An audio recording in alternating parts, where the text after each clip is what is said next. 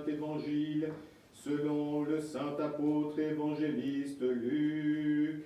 Que Dieu, par l'intercession du Saint et glorieux Apôtre Évangéliste Luc, t'accorde d'annoncer la bonne nouvelle avec force pour l'accomplissement de l'Évangile de son Fils bien-aimé, notre Seigneur Jésus-Christ. Amen. Lecture du Saint Évangile selon Saint Luc. Gloire à toi, Seigneur, gloire à toi. Soyons attentifs. En ce temps-là, comme Jésus entrait dans un village, 10 lépreux vinrent à sa rencontre et se tenant à distance, ils crièrent d'une voix forte, « Seigneur Jésus, aie pitié de nous !» À cette vue, il leur dit, « Allez vous montrer aux prêtres. » Et pendant qu'ils y allaient, ils se trouvèrent guéris. L'un d'entre eux, voyant qu'il était guéri, revint sur ses pas, glorifiant Dieu à haute voix. Il se prosterna aux pieds de Jésus, le visage contre terre, et le remercia. Or c'était un Samaritain. Prenant la parole, Jésus lui dit, « Est-ce que tous les 10 n'ont pas été guéris? Et les 9 autres, où sont-ils? Ne s'est-il donc trouvé que 7 étrangers pour revenir ici rendre gloire à Dieu? » Puis il ajouta, « Lève-toi, et va-t'en, ta foi t'a sauvé. » Le Seigneur dit, « Personne n'allume une lampe pour la couvrir d'un vase ou la mettre sous un lit, mais on la met sur un lampadaire, afin que ceux qui entrent en puissent voir la clarté. Car il n'est rien de caché qui ne doive être manifesté, rien de secret qui ne doive être connu et venir au grand jour. Prenez donc garde à la manière dont vous écoutez, car à celui qui a, on donnera, mais à celui qui n'a pas, on enlèvera, même ce qu'il croit avoir. » La mère et les frères de Jésus vinrent le trouver, mais à cause de la foule, ils ne pouvaient l'aborder. On l'en informa et lui dit, « Ta mère et tes frères se trouvent dehors et désirent te voir. » Mais Jésus leur répondit, « Ma mère et mes frères, ce sont ceux qui écoutent la parole de Dieu et la mettent en pratique. » Gloire à toi, Seigneur, gloire à toi.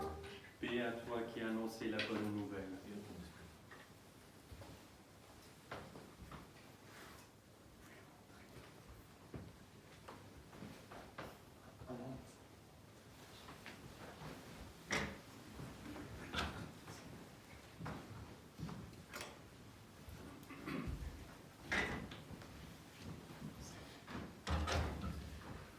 Au nom du Père et du Fils et du Saint-Esprit, ainsi soit-il. Chers frères et sœurs, nous continuons notre préparation à cette belle et grande fête de la Nativité du Sauveur. Et durant cette période, nous célébrons, et aujourd'hui donc, la fête de la conception de la Mère de Dieu par Sainte Anne. Et les textes liturgiques insiste beaucoup sur le fait de la stérilité des parents de la Vierge comme signe et symbole de cette stérilité de la nature humaine suite à sa chute et au poids du péché et du mal. En effet, nous voyons bien dans nos propres vies que lorsque nous vivons séparés de Dieu, nous mourons intérieurement, nous devenons stériles. Et voyant cette stérilité, le Seigneur a eu pitié de ce couple. Mais ce n'est pas la stérilité qui a attiré la bienveillance de Dieu, c'est leur foi impeccable, une confiance totale en Dieu. Et il fallait sans doute sous-entendu, sans aucun doute, que la naissance de la toute pure arrive dans une sorte de concordance de moments où tout indiquait la grandeur de Dieu et sa toute-puissance. D'un couple stérile, âgé, Dieu va faire naître celle qui va être le réceptacle du Verbe de Dieu lui-même. Et cela fait penser bien sûr à Abraham et Sarah.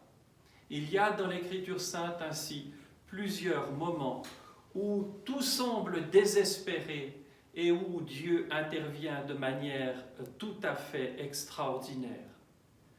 En même temps, les parents de la Toute Sainte sont les fils, les descendants d'une lignée de justes. Et il fallait cela, parce qu'il faut la réponse absolue, définitive de l'homme.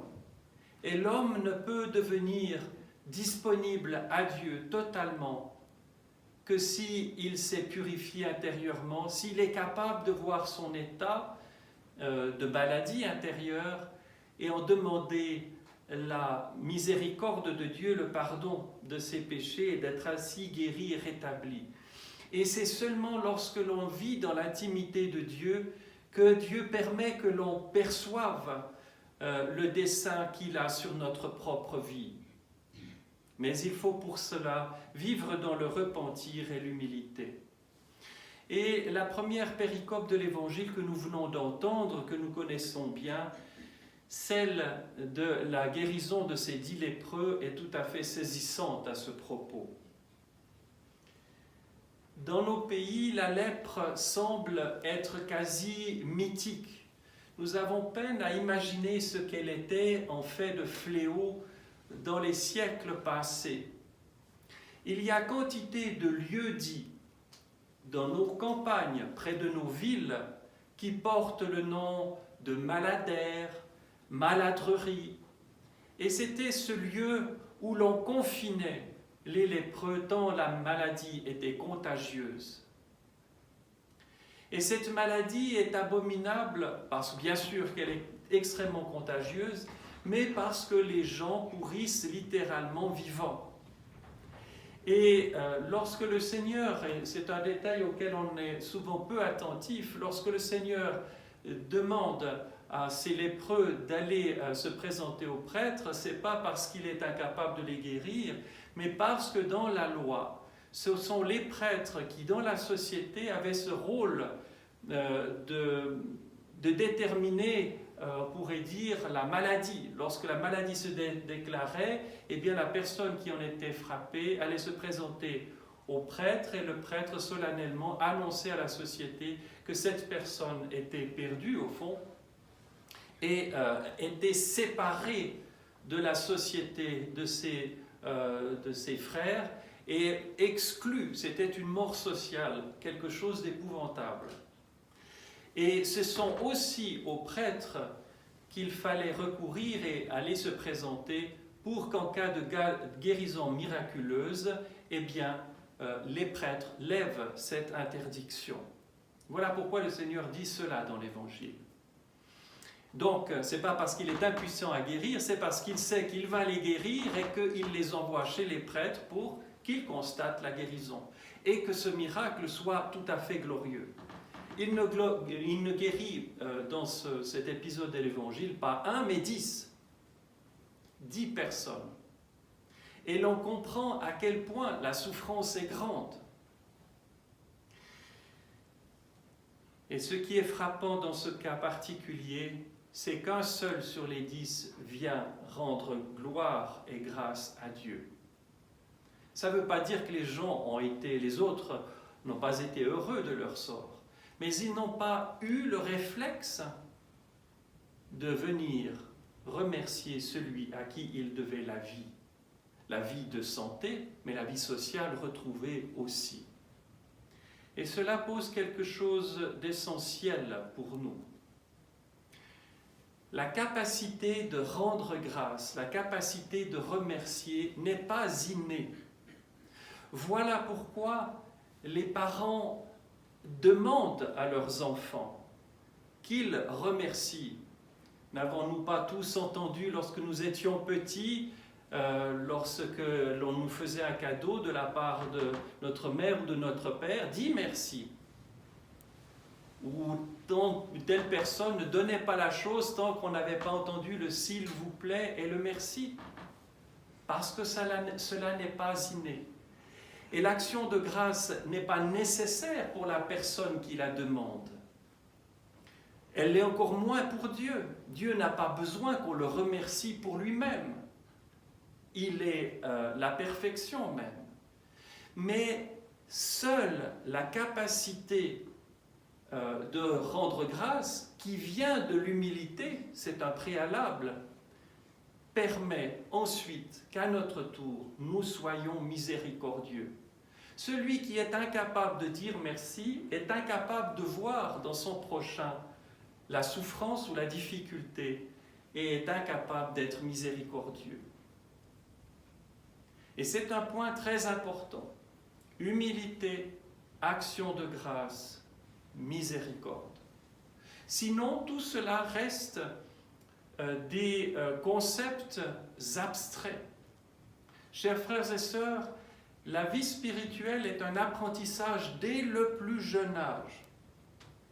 Sinon, nous créons des générations de tyrans qui tyrannisent leurs propres parents, puis leur entourage, et finissent par vivre totalement isolés du reste de leurs frères et finalement meurent intérieurement.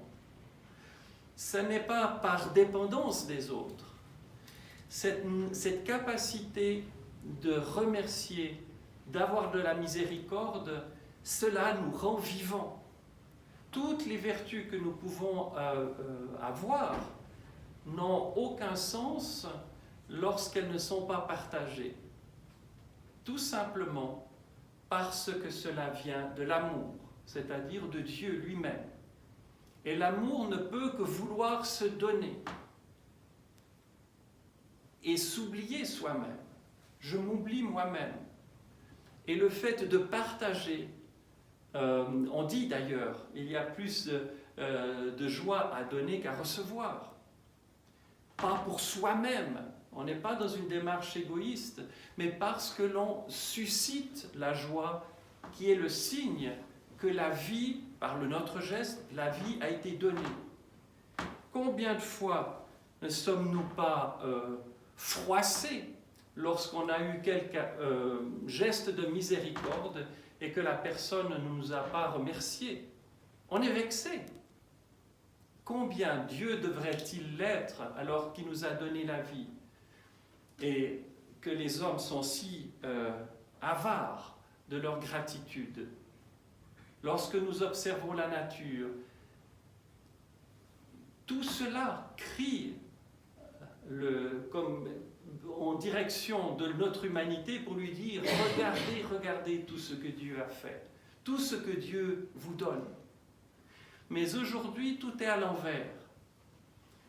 La nature, les animaux, tout cela a été créé par Dieu pour l'homme. Pas pour qu'il en soit le tyran, mais pour qu'il en soit le Seigneur, c'est-à-dire l'administrateur sage, et que du don qu'il a reçu, il rende cela à Dieu, dans une symphonie et un mouvement d'amour entre le ciel et la terre. L'homme a un rôle unique, c'est celui d'être prêtre, c'est-à-dire celui qui offre. Tous, nous avons cette fonction-là, ce ministère-là, de nous offrir nous-mêmes, d'offrir nos proches, d'offrir les souffrances, d'offrir les joies au Seigneur. Et ainsi, la circulation de la vie se fait. Si nous sommes clos sur nous-mêmes, tout meurt. Voilà pourquoi l'éducation dès le plus jeune âge est indispensable. Il ne faut pas espérer que quelqu'un qui a vécu dans l'égoïsme depuis sa plus tendre enfance soit capable, à moins d'un miracle, et évidemment tout est toujours possible à Dieu, de miséricorde envers la souffrance d'autrui. Et aujourd'hui, plus tard, et aujourd'hui, nous vivons des temps difficiles, nous le savons. Il y a tant de guerres, il y a tant de souffrances, il y a tant de maladies. Enfin, il n'y a qu'à ouvrir les yeux pour voir cela. Si notre cœur est égoïste, il découvre son incapacité à faire quoi que ce soit. Il peut entrer dans la révolte, il peut entrer dans la colère, ou s'enfermer encore plus pour ne pas voir. Comment les saints ont-ils pu et peuvent-ils, parce qu'il n'y en a pas moins aujourd'hui qu'autrefois, comment les saints peuvent-ils être miséricordieux?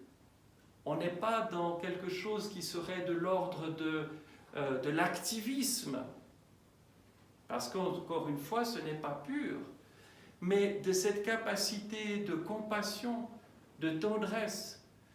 Quand quelqu'un vous dit telle personne est malade, eh bien de prendre ça dans son cœur et de prier pour celle-ci, de prendre contact avec elle, de lui apporter une simple parole de consolation, lui dire simplement « j'ai pensé à toi ». Et voilà que la journée de cette personne s'est illuminée. La compassion ne se décrète pas, elle est le fruit de quelque chose qui a grandi petit à petit, et c'est ce que je disais. L'humilité, et pour l'humilité, il faut le repentir d'abord, l'humilité, l'action de grâce, la miséricorde. Et ainsi de suite, nous nous approchons de Dieu toujours plus. Et dans cette période de préparation à Noël, eh bien, nous voyons que tout cela est des plus nécessaires. On n'est pas dans l'activisme, on est dans un recentrement sur le cœur, là où il y a communion avec Dieu. Et ainsi, nous pouvons être des outils un peu plus utiles, un peu plus efficaces dans les mains de Dieu, pour que son règne arrive et que la lumière brille dans les ténèbres. Au nom du Père et du Fils et du Saint-Esprit, ainsi soit-il.